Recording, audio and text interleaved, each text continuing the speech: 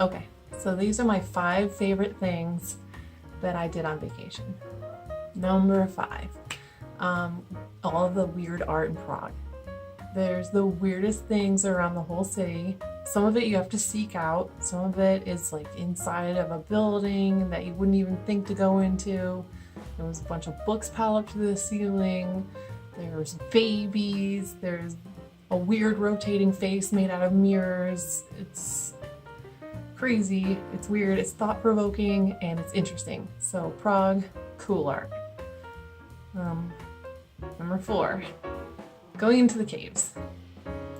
I had to be convinced many times that I had to go to the caves, and I was afraid that I was going to be freaked out about the small spaces and like want to die in there, but it was okay.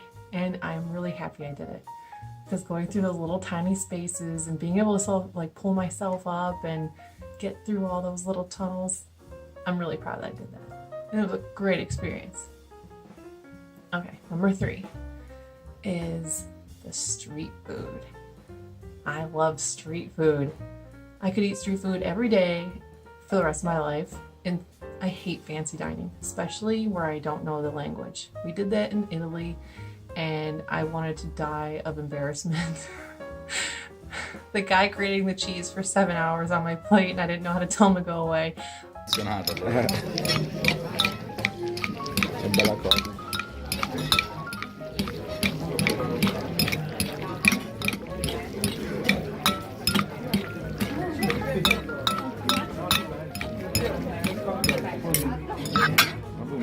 Grazie. Street food's the way to go, and it's so gosh darn good. Number 2, I think the nightlife in Hungary. The ruin bars are incredible. Stuff is kitschy as hell, but it's super duper weird and I love it.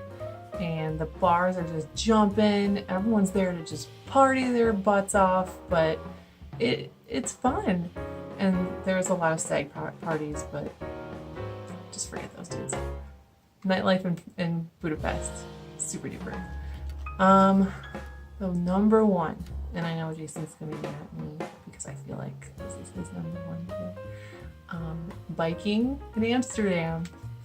I officially hated biking before we left, and I thought I was gonna hate it when he said that we were gonna rent bikes the whole time. It was really fun, and it was, I don't know, I felt like it was a challenge to try to fit in with all the people that live there and pretend like I was really good at biking like they were. And it was a great mode of transportation. You can get anywhere with bikes in Amsterdam, and it's incredible. I loved it. It was a great thing to do, to be around all the people that were biking. Cool culture. Okay, bye! Okay, my top 5 of the trip. Honorable mentions go to ruin pubs in Budapest. Those were a lot of fun. Boating the canals. We went with those damn boat guys. It was just fun to go through the canals and drink some beers. Prague beer culture. Love the pilsners there. The food. The Czech goulash was awesome. Dutch beer. That was great. That was honorable mention though. So top 5. Number 5, go to the spas in Budapest. It was so much fun to just sit in the spas, relax. It was like a confusing mess, the one we went to. Like, we got a cabin, then we couldn't even find the pool. But we found the pools. They were like 80 degrees, 90 degrees. They had a cold plunge pool. There was an old guy in a Speedo, Hungarian dude that was speaking Hungarian to me. Wouldn't let me go into this one steam room. We got into another steam room where it was just like all steam. They had like green neon lights. You couldn't see anyone. It was another experience. It was unlike anything we've ever been in. They also had this wade pool that was the legal kind of wade pool. I guess they're outlawed in America now. It was like these crazy waves crashing over. I think some lady's boob might have popped out. I didn't see it, but Karen saw it. I don't think she told the lady either, so it was kind of hanging out there. But the spas were just awesome experience. And that kind of rolled into Sparty too. We had a lot of fun at Sparty, which was like the nighttime club atmosphere part of the spa. Number 4, what I had was the Prague buildings. So nothing specific in Prague, but like everywhere you looked, it just kind of looked like a movie set. I mean, you just look up and you're like, wow, look at that, look at that. I mean, the Charles Bridge, why there's 1,000 people on it. It was kind of cool to climb the tower with not many people on it. And then everywhere you saw Prague Castle was just kind of like up there on the hill.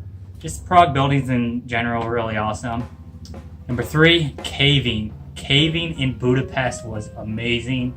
So we went to this national park up in the hills of Buda. It was kind of far. It took about like 40 minutes to get there, so it was kind of far out of town. But it was just like out of this world experience. We had to wear the jumpsuits. We had the miner hats with the lights on them. We were crawling through crevices. I mean, my arm hurt for like 6 days afterwards. There's a lot of cracks. I'm like, my body's not going to fit through there. But, you know, it did. We had a crazy good time in the caving experience. We didn't think we were going to go at first. We ended up going, and it was one of the coolest things we ever did. It was just, at one point, the guide turned off all the lights. So we were just in a pitch dark cave for like a minute. You heard nothing. It was just pitch dark. It was such a cool experience. So caving to Budapest, number 3. Number 2, the Budapest waterfront. So just thinking of the waterfront, the river, I mean, their waterfront is something I've never seen in any other city. They got the Parliament building, which is awesome. They have the Buda Castle. They have amazing looking bridges, the suspension bridges, bridges you can climb, just monuments, a Liberty Monument, like everything, like Fisherman's Baton, anything in the distance. It was just anywhere you looked on the riverfront and took a picture of, it was just amazing. Karen took 1 million pictures. It was kind of annoying.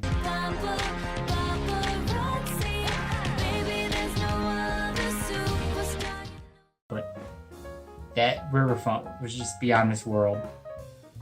Number 1, drum roll please. Number 1 was just being with Karen. No, I'm joking. Being with Karen was awesome, but number 1 was actually biking in Amsterdam. Biking in Amsterdam was so much fun. Like, you could get anywhere in the city. You know, if we went out in the morning or during like rush hour, like 9 a.m., 5 p.m., people would be out there in their suits, going to work.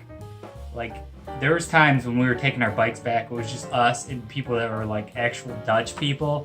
It was kind of scary. No one wears helmets, and bikes have the right of way. Cars don't have the right of way. People don't have the right of way. And you just have to like go with your bike and trust yourself. And pedestrians, like, you could really tell who the tourists were when you're riding your bike. Because Dutch people would kind of look and they would step back. Tourists would start to kind of think they have the right of way.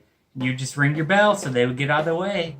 And, you know, we would have to weave out of the way of tourists sometimes. Dutch people would just plow right into them because that's just how their culture is.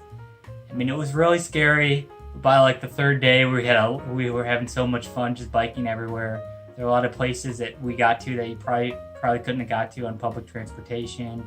You know, we biked out to the countryside, saw like Dutch fishermen, saw cows, and saw cows, and saw cows, and saw cows. Damn! Tell me more, tell me more. Tell me more, tell me more. I mean, we saw a windmill, like an actual windmill. So that was really cool. We got to go on a boat, a ferry that was just made for bikes. So that was cool. Just the biking culture in general was awesome. Locking our bike. I mean, there would get so many stolen bikes there. We had to lock our bikes like twice with the heaviest chains. We biked out to this old gas station that was now like this hipster spot that had a brewery. And we went to this other old train station that had all these different food stalls. There's a lot of cool things that we did on our bikes that we wouldn't have been able to do otherwise. So biking in Amsterdam was definitely number 1. So that was top 5. All right, thanks.